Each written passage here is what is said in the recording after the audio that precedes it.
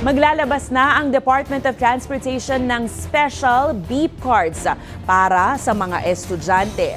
Yan ang inanunsyo matapos ang reklamo sa mahabang pila sa MRT at LRT dahil sa pag-avail ng fare discount.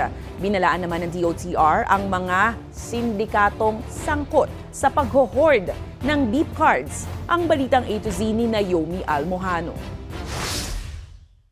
Goodbye bugnot at pawis sa pagpila ng mga commuter ng MRT at LRT stations, partikular na para sa mga estudyante, senior citizens at persons with disability o PWDs.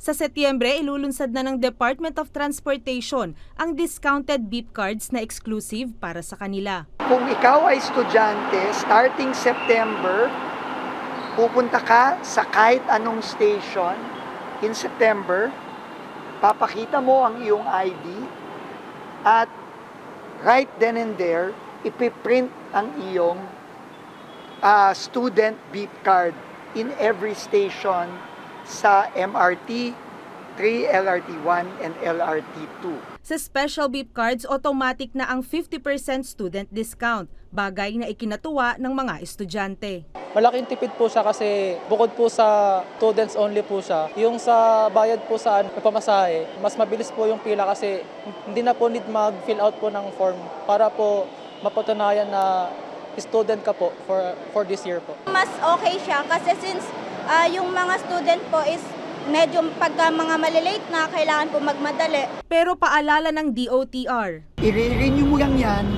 after every school year.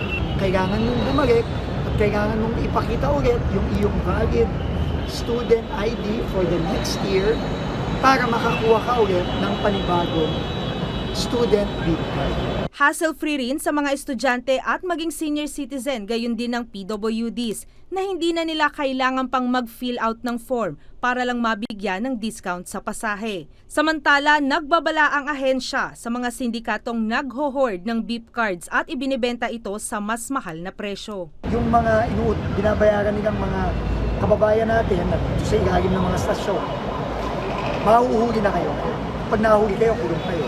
At yung mga sindikato behind this, pasensyahan tayo. Sa susunod na linggo, tinatayang 300,000 beep cards ang i-deliver sa LRT 1 and 2 at MRT 3. Ito'y para punan ng kakulangan sa mga ini-isyong beep card sa mga pasahero na matagal na nilang idinadaing. Para sa Balitang A to Z, Naomi Almojano.